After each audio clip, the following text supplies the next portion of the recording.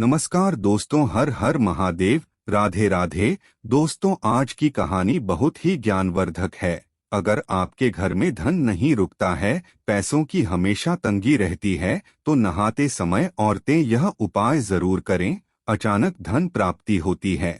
इसके अलावा जो औरतें कपड़े खोलकर नहाती हैं, अर्थात उनके लिए भी खुशखबरी है।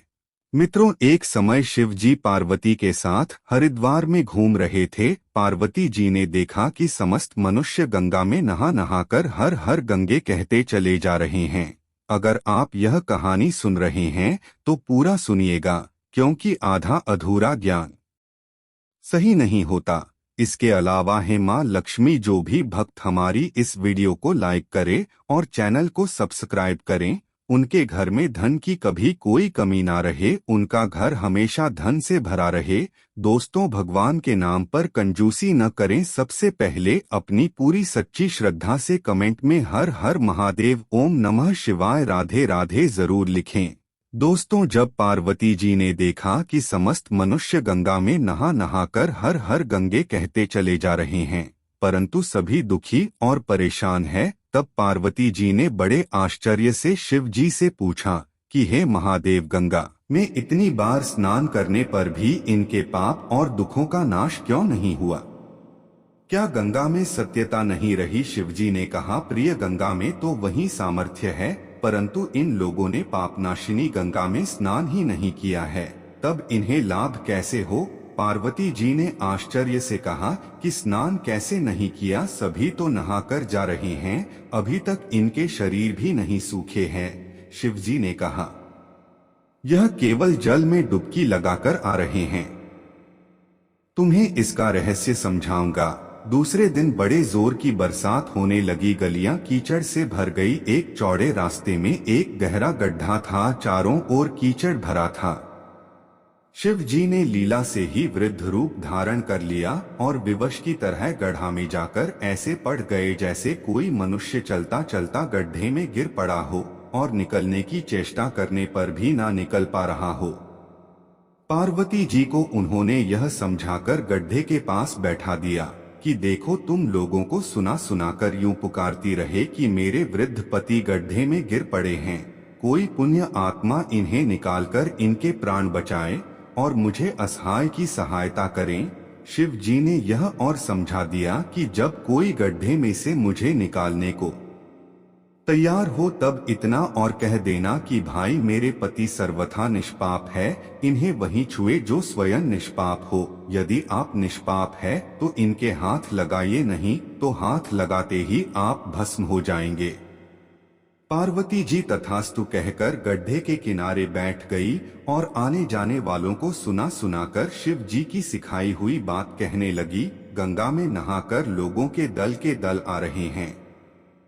सुंदर युवती को यूं बैठी देखकर कईयों के मन में पाप आया, कईयों को कुछ धर्म का भय हुआ, कई कानून से डरे। कुछ लोगों ने तो पार्वती जी को यह भी सुना दिया कि मरने दे बुढ़े को, क्यों उसके लिए रोती है। और कुछ दयालु चरित्रवान पुरुष थे, उन्होंने करुणावश उस युवती के पति को निकालना चाहा, परंतु पार्वती के वचन सुनकर वे भी रुक गए।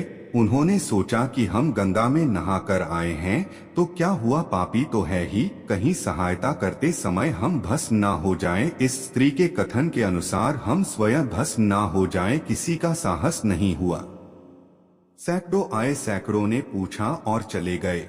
संध्या हो चली। शिव जी ने कहा, पार्वती, देखा आया कोई सच्चे हृदय से गंगा में नहाने वाला।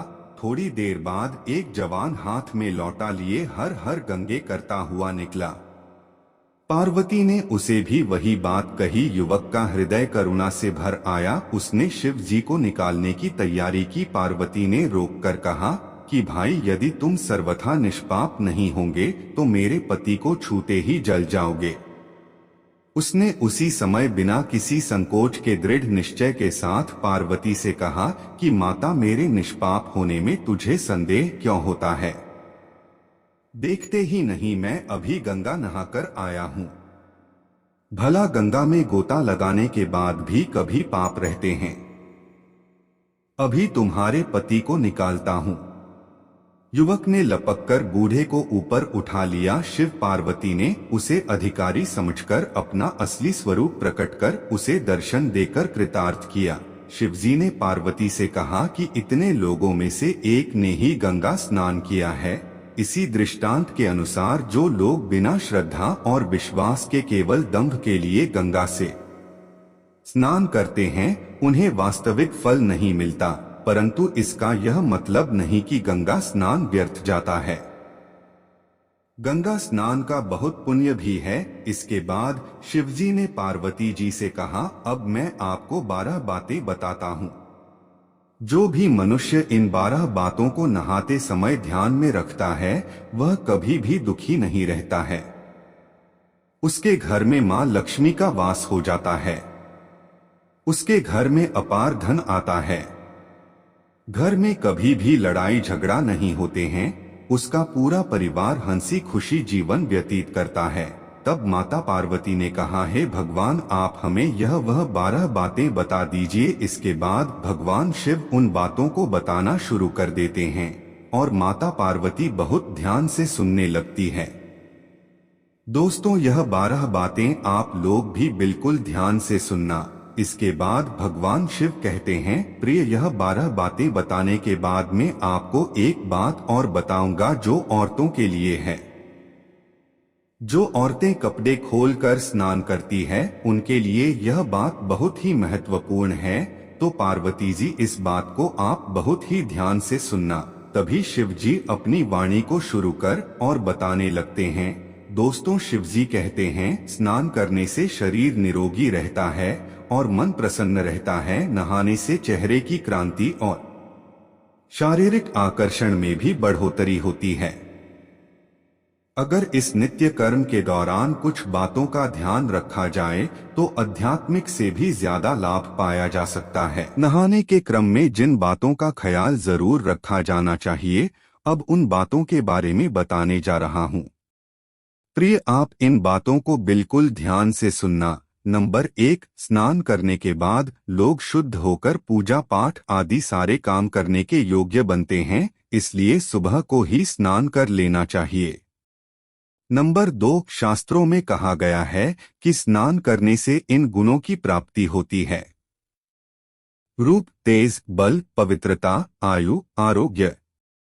नंबर 3, लक्ष्मी, धन, पुष्टि व आरोग्य और स्वास्थ्य चाहने वालों को हर मौसम में और हर दिन स्नान करना चाहिए। नंबर 4, शास्त्रों में कहा गया है कि सुबह स्नान करने से पाप का नाश होता है और पुण्य मिलता है। ऐसा कहा गया है कि सुबह नहाने वालों के पास नकारात्मक शक्तियां नहीं भटकती, इसीलिए सुबह स्नान करना ही उचित है।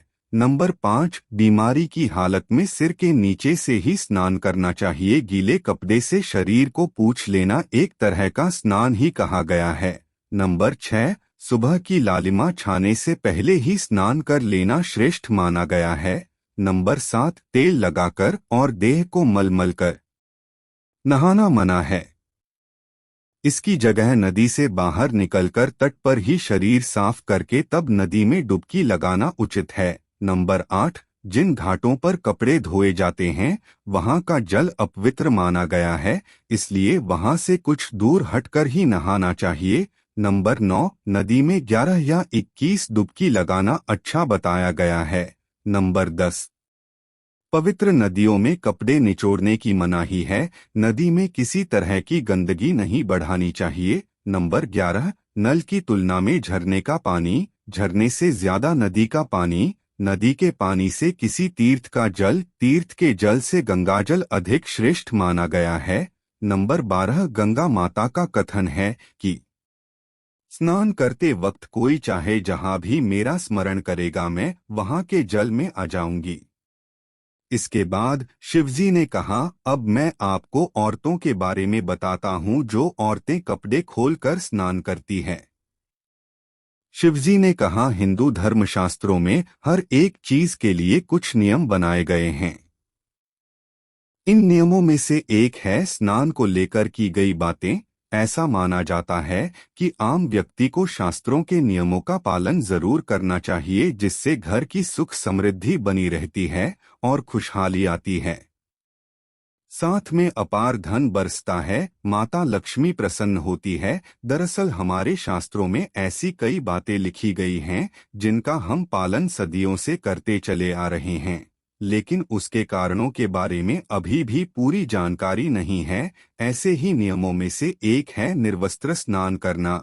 आपने अक्सर घर के बड़ों को ऐसा कहते सुना होगा कि कभी भी स्नान बिना कपड़ों के यानी निर्वस्त्र नहीं करना चाहिए। अगर हम पौराणिक कथाओं की बात करें तो निर्वस्त्र स्नान की मनाही का एक सबसे बड़ा कारण कृष्ण जी के समय से जुड़ा है। पौराणिक कथाओं के अनुसार एक बार जब गोपिकाओं सरोवर में स्नान कर रही थी और वो निर्वस्त्र थी, उस समय बाल कृष्ण ने गोपियों के सभी वस्त्र छिपा दिए। उस समय जब कृष्ण जी ने उनके वस्त्र छिपा लिए और गोपियों ने अपने वस्त्र वापस लेने की प्रार्थना की, तब कृष्ण जी ने उन्हें समझाया कि कहीं भी बिना वस्त्र धारण किए स्नान नहीं करना चाहिए। इससे जल के देवता वरुण का अपमान होता है, इसलिए आपको निर्वस्त्र स्नान न करने की सलाह दी जाती है। अगर आप नहाते समय यह सोचते हैं कि बंद कमरे में कोई आपको नहीं देख रहा है, तो ऐसा गलत है, क्योंकि ईश्वर आपको हर स्थान पर देखते हैं। यदि आप निर्वस्त्र होकर स्नान कर रहे हैं तो यह मुख्य रूप से जल के देवता वरुण का अपमान करने जैसा होता है। निर्वस्त्र स्नान से आपको पाप लग सकता है और आर्थिक और शारीरिक नुकसान पहुंच सकते हैं। यदि आप निर्वस्त्र स्नान करते हैं तो आपके शरीर में नकारात्मक ऊर्जा प्रवेश करती है और आपकी मानसिकता भी नकारात्मक हो सकती है। इसलिए हमेशा आपको यही सलाह दी जाती है कि भले ही आप नहाते समय कोई एक कपड़ा धारण करें, लेकिन बिना कपड़ों के स्नान न करें, तभी आपके लिए बेहतर होगा। निर्वस्त्र स्नान से शरीर की सकारात्मक ऊर्जा शरीर से बाहर निकल सकती है और इसका प्रभाव आपके शरीर के साथ मन मस्तिष्क में भी होता है। गरुड़ पुराण के अनुसार जब आप स्नान करते हैं तब आपके पिता यानी मृत पूर्वज आपके आसपास मौजूद होते हैं। यदि आप निर्वस्त्र स्नान करते हैं तो आपको पितृ दोष लग सकता है। ऐसे स्नान करने से आपके पितरों को तृप्ति नहीं मिलती है और यह घर में पितृदोष का कारण बन सकता है और यह वस्त्रों से गिरने वाले जल को ग्रहण करते हैं जिनसे उनकी तृप्ति होती है। निर्वस्त्र स्नान करने से पितर अतिरिक्त नाराज होते हैं, जिनसे व्यक्ति का तेज बल, धन और सुख नष्ट होता है। इसलिए कभी भी निर्वस्त्र होकर स्नान नहीं करना चाहिए। पुराणों के अनुसार नहाने वाला पानी पूर्वजों के हिस्से जाता है और निर्वस्त्र होकर नहाने से इसे पितरों के समक्ष बिना कपड़ों के नहाना माना जाता है। शास्त्रों में ऐसी मान्यता है कि यदि कोई निर्वस्त्र स्नान करता है तो माता लक्ष्मी उसे रूठ सकती है। इससे आपकी कुंडली में धन हानि के योग बन सकते हैं और आपकी आर्थिक स्थिति खराब हो सकती है। इन्हीं कारणों से आपको निर्वस्त्र स्नान न करने की सलाह दी जाती है और शास्त्रों में भी इस बात की मनाही है। दोस्तों, आज की यह हमारी वीडियो आपको कैसी लगी कमेंट में जरूर बताएं। साथ ही इसी तरह ज्ञानवर्धक वीडियो देखने के लिए हमारे चैनल को सब्सक्राइब कर लें। हर हर महादेव दोस्तों।